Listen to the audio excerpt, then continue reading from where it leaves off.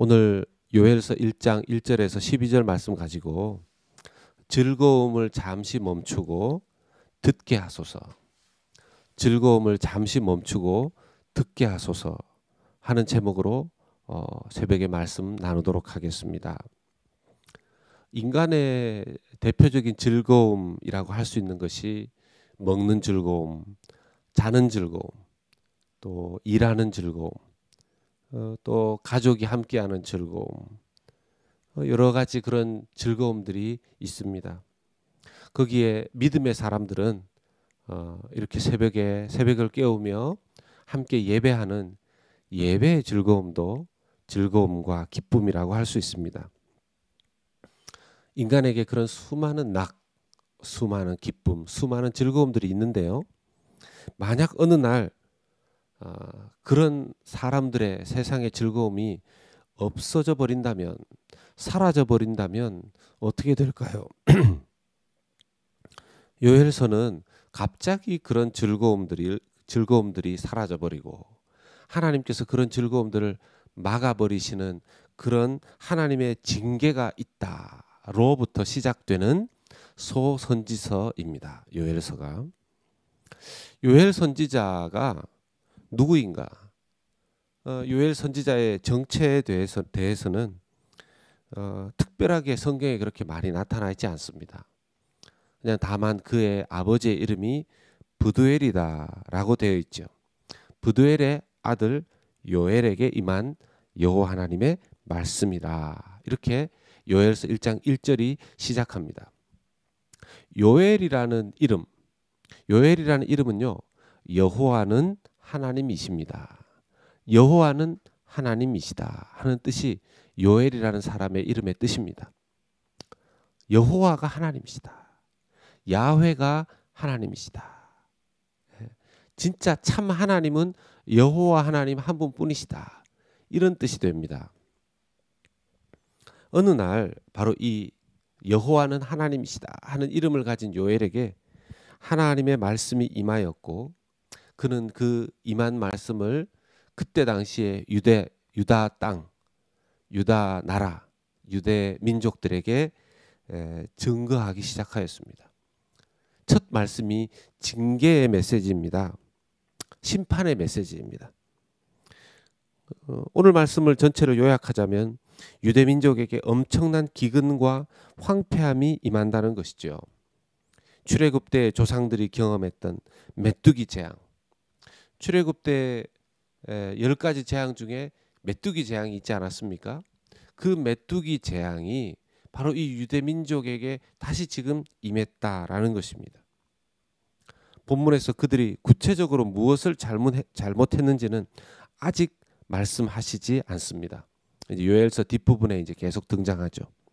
당장은 이런 즐거움과 기쁨이 멈추어진 것에 대해서 이 징계를 받으면서 울고 애곡하고 슬퍼하고, 쉽게 말하면 회개하라는 것입니다.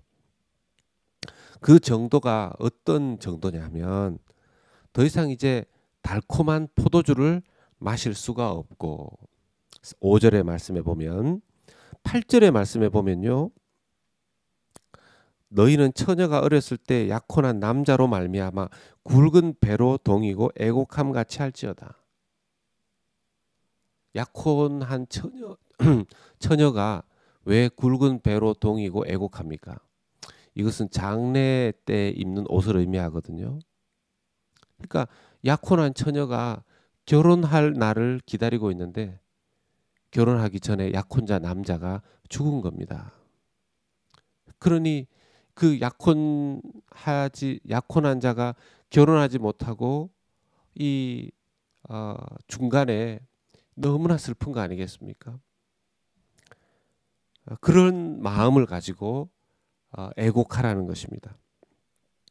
심지어는요, 9절의 말씀에 보면 소제와 전제가 여호와의 성전에서 끊어졌고 여호와께 수종드는 제사장은 슬퍼하도다.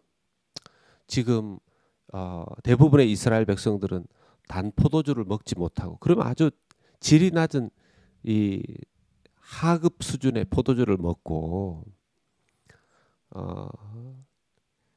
결혼을 준비하는 약혼한 사람들의 배우자가 죽는 이 아픔이 생기고 거기에 하나님의 성전에서 제사 드려야 하는 제사장에게 소제와 전제, 여러분 소제와 전제는 기름물을 부어서 드리는 제사이고요. 소제는 이 가루를 내어서 곡식을 가지고 드리는 제사입니다. 밀가루처럼 이렇게 고운 가루를 만들어서 아무도 재물을 가지고 오지 않는다는 것입니다. 이 말은 재물만 없다는 것이 아니라 성전에 아무도 오지 않는다는 뜻입니다. 제사장이 하나님 앞에 예배를 드릴 수가 없다는 것이죠. 예배 드리는 이 기쁨과 즐거움도 하나님께서 막아버리신 것입니다. 농사도 12절에 보면 농사도 망해버립니다.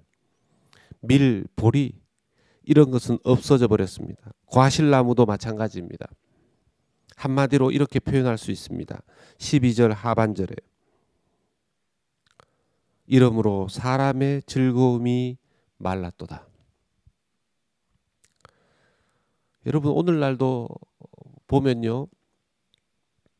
사람들 소위 말해서 맛집, 달라스의 맛집은 어디인가, 그런 거 인터넷에 막 나오지 않습니까?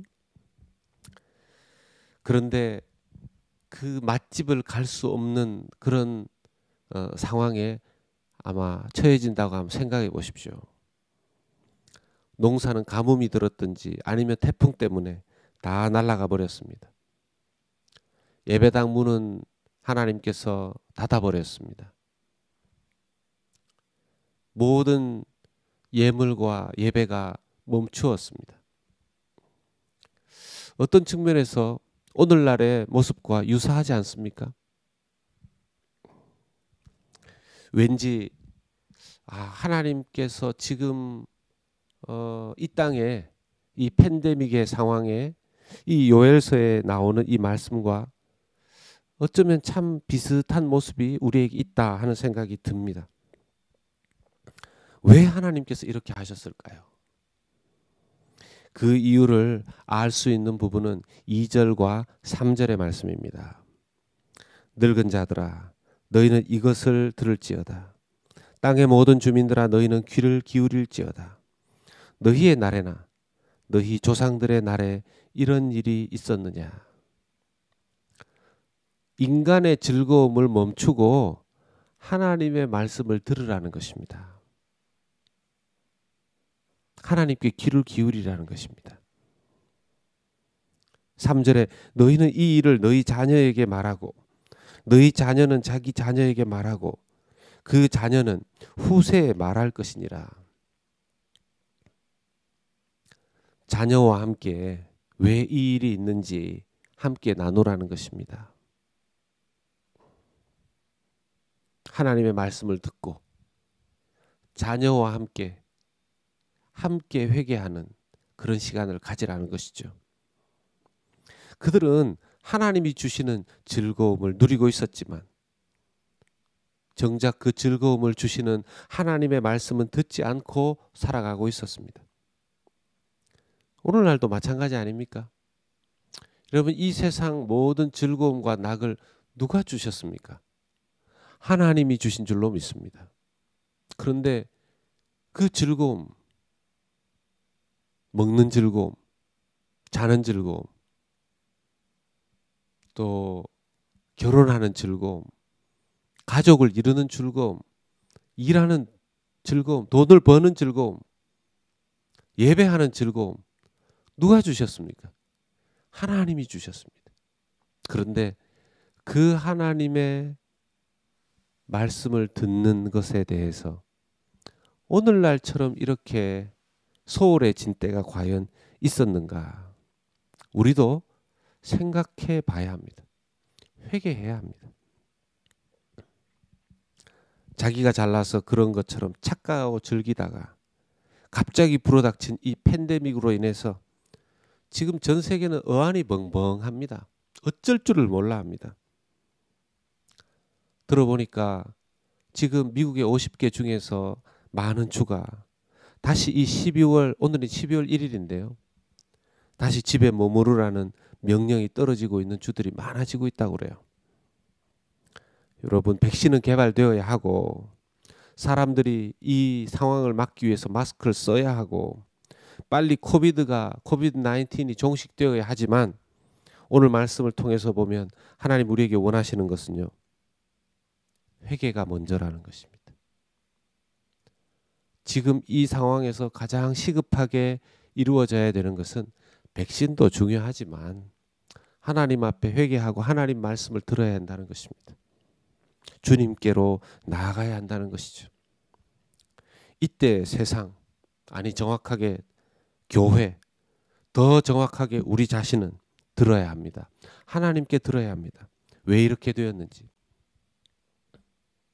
요엘의 이름이 여호와는 하나님이시다라고 하였습니다. 여호와 하나님만이 하나님이십니다. 예수 그리스도만이 우리의 구원자이십니다. 우리가 만들어 놓은 우상 없습니까?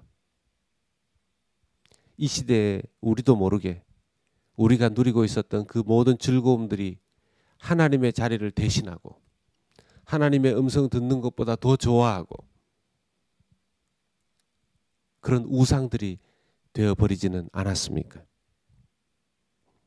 참된 하나님이 누구신지 다시 듣고 다시 믿고 다시 회복해야 할 줄로 믿습니다.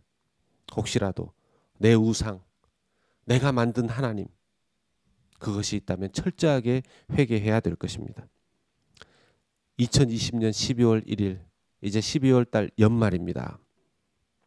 연말에 수많은 즐거울 거리들이 있겠지만 하나님께 귀를 기울이는, 잠시 우리의 즐거움을 멈추고 하나님께 귀를 기울이는 우리 모든 성도님들 되실 수 있기를 주 예수 그리스도 이름으로 간절히 축원합니다. 아멘. 아멘.